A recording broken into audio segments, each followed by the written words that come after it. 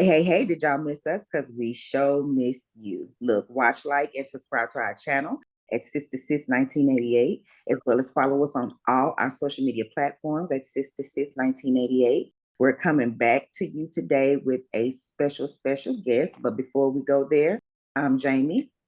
I'm Latoya. And I'm Calandra. Okay, and we have today Miss Angie Dillon. I'm going to kind of pass the mic to her and let the audience kind of get a small summary of who she is and what we're about to talk about, and then we'll dive into our questions. Okay, Miss Angie. Hi, everyone. Thank you so much for having me today. My name is Angie. I am a life coach, and I work with women, helping them really regain their power, rewrite their life story, and really overcome that traumatic or unhealthy relationship that they were stuck in. Yeah. Okay. Well, we're going to go ahead and give the mic to Miss Toya. All right, Miss Angie. So first question, what does it mean to heal the inner child, and why is the process so important for personal growth? Great question. So what is inner child healing? So this is really about returning to moments in your life when you were a child and healing those moments and experiences that you had. So this looks like speaking to that child you were and then doing the healing work on that version of yourself. Because what happens is these experiences you had, they might be challenging in your life and showing up and still impacting you today. Definitely. So what are the common misconceptions about inner child work that you often encounter? So a lot of misconceptions that I've heard would be people might say like, well, is it a one-time fix? If I do this once, am I going to be healed? That's not the case. Or that, that you have to relive that trauma. And again, that's not the case, right? Inner child healing it's a part of your healing journey, and it takes time, because when we're suppressing and ignoring past experiences for so long, it takes just as long to unwind from all that. And what I've seen from my own personal experience, and also working with the clients that I work with, if we don't heal that inner child, the inner child will rebel and act out in our present and current lives, right? And that can look like many different things. It can look like you making unhealthy decisions, choosing the wrong partner, or in relationships, picking fights, yelling, screaming, not expressing your truth, suppressing wounds, gravitating towards addictions, alcohol, food, drugs, overspending, working a lot. Like there's so many different behaviors and patterns that will show up in your life.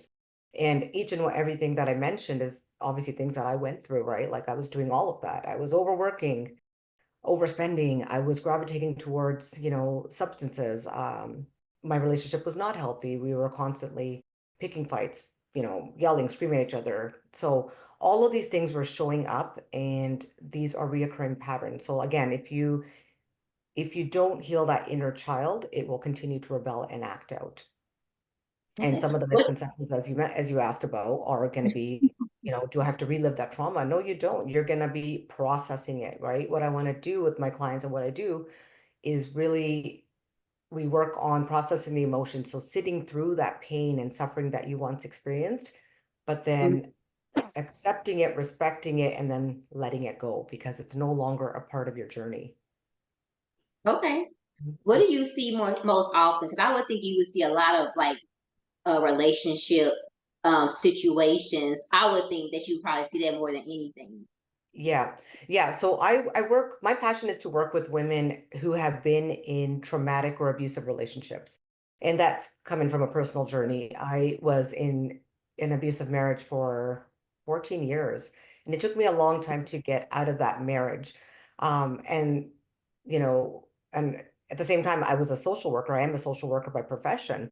So it was interesting that I was helping people at work every single day, but then coming home, I was in this really unhealthy, toxic marriage. I wasn't able to help myself. So at the point when I finally got out of that relationship is when I said, you know what, I'm gonna help others. Like my passion is to help other women who feel like they are stuck or they just can't get out of this, unhealthy pattern or relationship. So the type of women that I work with now are, again, women who have been in very traumatic or abusive or unhealthy relationships. And they are at the point where they want to rewrite their life story, but they need a little nudge. They need that support from someone like myself.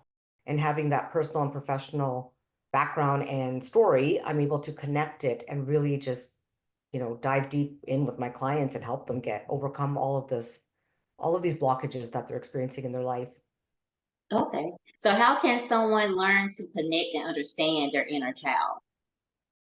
Yeah, so understand your inner child is, like I said, so what we do is, and I've done the healing journey myself on the inner child work. So it's a lot of grounding work. So it's a lot of, really processing emotions through meditation, visualizations, a lot of breath work, because we're trying to now calm your nervous system down, right? Mind, body, soul. So really regulating the nervous system is important. I do a lot of different exercises with my clients, whether it be journaling, whether it be writing a letter of forgiveness to yourself or a letter of compassion. So a lot of these exercises will help you reflect on some of these moments and memories and trauma that you experienced as a child or teenager. And then we start to connect the dots and say, how is that showing up for you now? How is that showing up in your life now? So a lot of it is looking at those events and memories and then connecting it to the current life you're living and then breaking it down and processing those emotions and letting them go. Okay. How did you become so passionate about, people working on their inner child? You know what? I think it's when I left my marriage, it was a really tough time at that point, right? Like I didn't have a lot of support. Mhm. And like I said, like although I was in a profession where I'm helping people, I just couldn't connect it to my personal life. So once I left the relationship, I was going through a lot of turmoil, just kind of figuring out like, who am I? Why am I attracting these type of people in my life? So I wanted to dig deep and figure things out, right? Like I wanted to really figure out like why do I do what I do? And that's a part of the inner child healing is you want to really reflect on what is it that you're attracting into your life and how can you overcome it? So I started doing the inner child healing. I went through the journey myself and I found it so amazing. And it was probably the best thing I did for myself in Mm. terms of the healing process. So that's how I kind of knew that this is the journey I want to take. And that is my passion. And that's what fuels me to work with other women because I know that if I was in that position in that relationship, there must be someone else, right? Who feels the same that I felt back then, which is you feel like you're imprisoned, you feel like you're stuck, you feel like there's no supports out there for you. So if I can get through that journey and overcome it, I just want to be able to help someone else do that as well. I see. So my next question would be, what are some of the unique challenges that women face when they're healing from that trauma? Yeah. So some of the unique challenges that women face when experiencing trauma are things like minimizing their emotions, right? That's a big one because myself included, but a lot of my clients that I work with, they say, I just don't think it's important to deal with my emotions. And a lot of this is connected to how we really feel about ourselves, right? Like feeling like we're not a priority, we're not worthy, we're not validated. And the second thing that I think that comes up a lot is the stigma and the shame around trauma. A lot of women don't like to talk about it openly because there is judgment, or they're afraid of judgment, or they're afraid of what people are going to think of them. And specifically around abuse, right? Like even for myself, like it took me a long time, many years to actually even openly talk about it.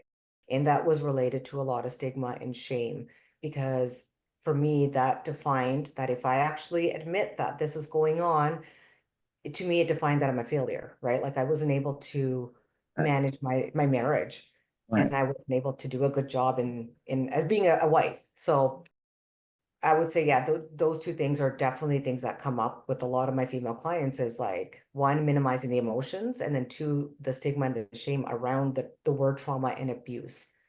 And in terms of minimizing the emotions, like I think it's really important to do that work where you have to remind yourself you are a priority, right? Because as women, what we do is we put ourselves last, like our partner comes first, the husband comes first, the kids, the in-laws, the parents, and you forget that you are also important and a priority. So when you start to kind of live that life and normalizing it, the trauma is not important either, right? Neither are your emotions or your feelings or your needs. So I like to do a lot of that work with women where it's reminding them you are a priority, you are important, and you are worthy. And I'm going to add something to that. Though that same woman that's putting herself last, sometimes, most of the time, has children. What does she need to do to be sure that the children don't learn those behaviors or have issues with their emotions? Yeah, great question. And that's a lot of like that's hard because for one of the beliefs that women that keep women in marriages or unhealthy relationships is the children, right? Like a lot of women say, like, I don't want to tear up the family. I can't break this family up. So there's obviously that part of it. And that was definitely a factor for me where I didn't want to break up the marriage because of the kids. But how do you now deal with these kids who have seen some of, seen some of that trauma and that abuse in the household? Yeah. So I think number one is awareness. Okay. One, if you're aware as a parent, these are some of the circumstances that we already suffered and we went through, and we're on a healing journey, but being open with your kids, talking to them about what they saw Mhm. and not hiding it, right? It's not like not relating it to shame for them, like, and then really being self-compassionate with the kids. I'm sorry you had to see this. It's not your fault. Really reinstating that to them Mhm. over and over, like it wasn't your fault. I'm sorry you had to see this. But, we had to make some difficult decisions, or mommy or daddy had to make difficult decisions, but it's for your safety, it's for your well-being. So it's really about being open with your children about what they saw, Mhm. letting them know it's not their fault, and also being there as a love and support for them, right? Because you don't want them to feel like they're walking on eggshells now because, or thinking that they're the reason that mom and dad are fighting, because a lot of that happens with kids. Mhm. So, and then obviously in addition to that, getting kids counseling or some type of professional support is Yeah. really important so that they can go out and talk openly with a professional and feel validated and feel safe. Okay. Okay. So, how can women create a support system that fosters healing and empowerment in their lives? So it's really important for women to, I would say, one, have, okay, if you don't have someone to talk to, obviously there's professionals out there, right? Every community has a crisis network, crisis line. Know where your nearest like emergency department is. If you're in an abusive relationship, that's important. Mhm. But have like a friend or a couple friends or a sister or somebody in your family that you can trust and that you can open up to. It's so important that you be able to openly talk to people about what you're going through and feel validated and supported. So really build that support network. But also, like I do a lot of safety planning with my clients. So, it's like a safety checklist on what you can kind of start organizing and getting prepared. So that might be one, knowing where your finances are, or do you have access to your financial accounts? Have a little bag packed, keep it at a friend's place who you trust in case you ever have to leave, knowing where your identifications are, your passport or whatever else. And then obviously like knowing what who are your support systems, people that you can trust, and just being giving yourself grace, having some self-compassion for yourself, because none of this is easy, right?